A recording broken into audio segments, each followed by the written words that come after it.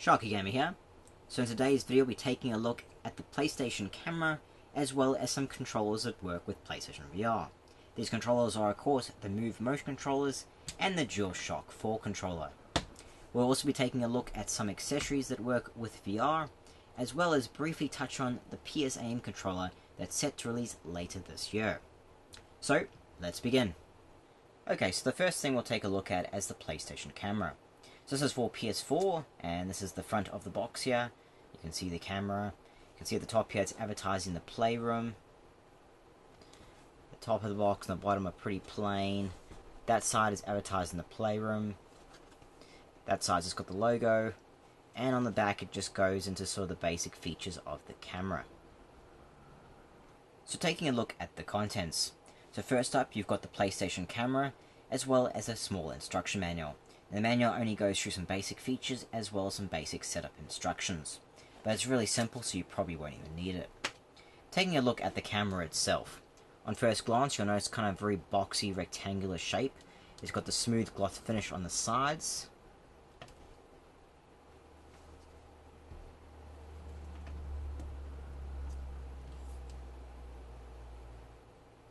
Now in the front of the camera, you of course got the two camera lenses, as well as the microphone panels in between. Now you connect this to your PS4 system using the AUX or auxiliary cable. It sort of looks like a USB cable, but it's a slightly different shape. It's sort of Sony's proprietary connection they've used this time around. And the cable itself is 2 meters long, so it should be long enough to go to where you have the camera sitting near your TV, to where you've got your PS4 console. Now on the side of the camera here, you have a little bit of adjustment kind of bar. This allows you to tilt the camera down or up. So if you've got it sitting in front of your TV, you can adjust the camera so it's looking up, so it's looking directly at you. Same if you've got this adjusted somewhere like above your TV, so if you've got a shelf or a stand or anything, then you can actually face it down, so again it points down to where you're sitting. So you can adjust it to wherever you like the camera to look towards. So this camera is the old version of the PlayStation camera. There's a new version that has come out, but is it any different? And the answer to that is no. I'll put a picture up here so you can see it. So it does look different. It's a cylindrical shape. It's got a built-in stand with it. But other than looks and being slightly lighter than the old version, it's exactly the same. Both cameras have the exact same resolution, the exact same specifications. The only thing different is the new version has got a slightly new modern kind of design to it. Comes with a built-in stand and is a little bit lighter. The old version you can still buy a stand for. You can either get the official Sony clip version, or you can buy one of the tons of third-party stands out there that you can buy for this camera. So if you're looking between these two cameras, it doesn't matter which one you get, they'll both work exactly the same. So if you like the look of the old camera better than the new one, then get the old one. Same goes if you like the newer one, then get the newer one. You're not getting any less or any more if you're buying the different cameras. They're absolutely identical. So going into some camera specifications. At its highest, its resolution is 1280 by 800 times 2, as there are two cameras in this unit. The video frame rates are 60 FPS for 1280 by 800, 120 FPS for 640 by 400, and 240 FPS for 320 by 192. Its field of view is 85 degrees, and its microphone is a 4-channel array type microphone. So why have two cameras? Well, one of the cameras ensures that it captures a higher quality image, while the other one manages all the motion tracking. So between the two lenses, they can triangulate 3D space, recognize faces and gestures, as well as give body tracking, sort of like the Kinect does. It can also track controllers that have a light bar or tracking lights on them, sort of like your DualShock 4, the Move controllers, and of course the PlayStation VR headset. Now, the camera also has a built-in microphone that can understand voice commands, though in most PS4 games and on the PS4 system, although it is sometimes used, it is underutilized and could be used a lot more, but we just don't see it that often. So why should you have a PlayStation camera? Well, before it was essentially a camera, you could capture images or videos with it, store it on your PS4, share them with your friends, etc. There were a couple of games like Playroom and Just Dance that utilized the camera somewhat, but it really wasn't until PlayStation VR came out that most people had a reason to get this camera. PlayStation VR requires you to have a PS4 camera to use it, as it needs the camera to track its movements. So PSVR has all those tracking lights on it, and it needs a camera so it knows where you're looking and where you tilt or move your head, etc. So while before, when this camera was out, not many people worried about it. It was a completely optional buy, and because it was so underutilized, most people really didn't bother with it. Now though, if you want to get into PlayStation VR, you do need to have one of these things to use VR. So you'll need both the VR headset, you'll need the camera, and possibly the Move controllers as well. So now let's have a look at the controllers you can use with your PlayStation VR headset. So first up, you have the DualShock 4, which came with your PS4 console. And then you've got the two Move motion controllers that were originally released for the PS3 system. But of course, the PS4 has been updated to support them, so now you can utilize them with VR games. Now, most VR games will let you use the DualShock 4 controller, while some of them will just use the DualShock as a standard DualShock, so you're just kind of using the analog sticks and buttons to kind of move around and interact in the game. Some of the games will let you move the actual DualShock around and use it sort of like you would use a Move controller. So you'd be able to move the DualShock around, touch objects, etc. So it allows you to be more immersed in the game because you feel like your controller is actually connecting and interacting with these objects in VR. So it's kind of cool, and it allows you to do this because in the back of the DualShock you've got a light bar. So the light bar allows the camera to track it so that it knows where in space it is, so it can translate that into the 3D space and into the game, so you can fully seamlessly interact with objects and things in VR. So the DualShock is probably the most common way to play VR games currently. The majority of VR games will use this instead of using the Move controllers. So now these are the Move motion controllers. Now some VR games require them, while others leave it as an option, so you can choose between using these and the DualShock 4. Now most VR games actually just use the DualShock 4, they don't even really need the motion controllers yet, and most of the time that's because developers haven't really built the functionality of the Move motion into the game they're designing. So with the Move motion controllers, they work pretty well, especially for tracking your movements. So if the game has you having two separate arms and you can move both arms, then of course the Move motion control each arm. You can interact with things, pick up objects by just picking them up sort of thing, shooting by pulling the triggers. So whatever type of game you're playing, the Move controllers do work pretty well. Now, these controllers are not new. They've been around for quite a while. They were released with the PS3 Move system. So if you don't know, these are the exact same controllers. Sony has sort of just rebranded them for PS4 and VR. So if you own a PS3 still and you still have these Move controllers, then yes, you can use them for PS4. You don't have to buy new ones at all. But of course, if you don't have these and you want to play VR games that require them, then it's worth picking up a set of these because they do really enhance VR games quite a bit. Compared, if you have a game that supports these and a DualShock, you're not going to have the same experience playing with a DualShock that you will have with these ones. These ones make you feel much more immersed and like you're actually there picking up objects, shooting guns, etc. So it is worthwhile getting these because I'm sure down the track more and more VR games are going to come out that are going to support them. Now, how do the Move controllers work? Well, they work by tracking the light ball in VR. So the camera will track where the light ball is, and it does this based on the position of the light in 3D space, how big the camera perceives the light to be. So if it's closer to the camera, it'll be bigger. If it's further away, it'll be smaller. And of course, if it's partially obscured. So if it's partially obscured, only a little bit of light will shine through, and the camera will know either you're turning around or something's blocking it, which might mean it's not tracking quite as well. So the camera will know basically whenever this is happening.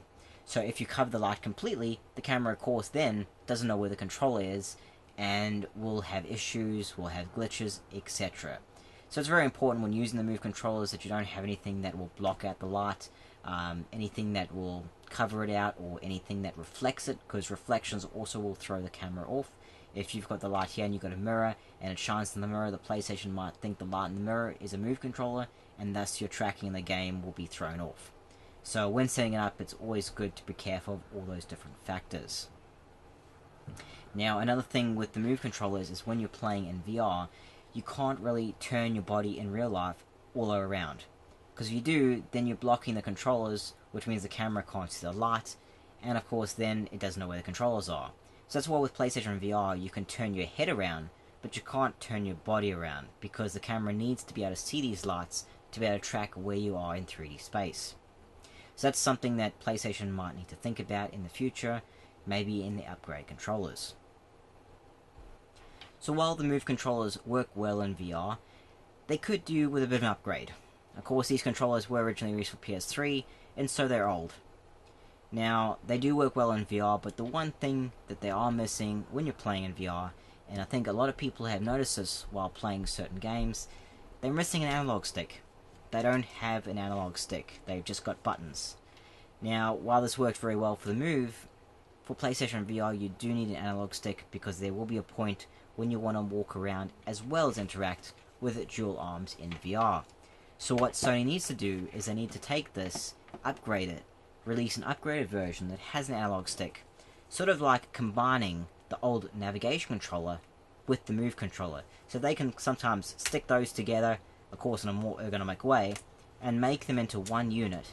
Then you would have basically your Move controller with all the same kind of motion, maybe upgraded sensors would be nice, the analog stick inside of them, and they need to have like 2 moves and analog sticks in both of them, just in case you need them in whatever game you're playing. And then of course have some kind of new upgraded light tracking, so maybe the camera can see it better or is more accurate, etc. So this is something I think Sony will do down the track. They've got competing companies sort of like Oculus and Vive that both have very accurate motion tracking controllers that you can use in VR. You've got the Oculus Touch and the Vive controllers. They are much more accurate than the Move controllers could ever be. And of course with those ones you can turn all the way around, because they don't rely on light tracking like Sony's does. So Sony, even if they want to do light tracking, it's fine, but they do need to upgrade these controllers so that you are getting a little bit more out of it. Because then if you've got analog sticks built into Move controllers, then maybe you can just use Move controllers. You don't necessarily have to use your DualShock. You can just use your Move controllers, even if they don't have individual support. You could just use the analog sticks just like a normal controller. So it's something that I think Sony will do. I don't know exactly when we're going to get something like that, but I think they're going to do it. They're going to have to. It's something, if they want to make VR something that keeps going and people keep people interested essentially, then they would have to make some kind of controller that adds those analog sticks that allows you more freedom of movement in the game. Because some VR games that just do teleportation, it's not enough. We need something that we can have the freedom of actually moving around in VR. Because while moving around in VR makes some people sick, it doesn't make everyone sick. And some people prefer just moving normally in VR with an analog stick than having the teleportation that has you taking a Move controller, pointing and pressing a button to somewhere else to teleport to that location. Because it feels more immersive and more realistic when you're walking around in VR yourself instead of just teleporting to a location. So I hope Sony's going to do this. I really think they will, but we'll have to wait and see in the near future and see what comes up. I'm sure they will release something, but I'm not sure exactly what it's going to be.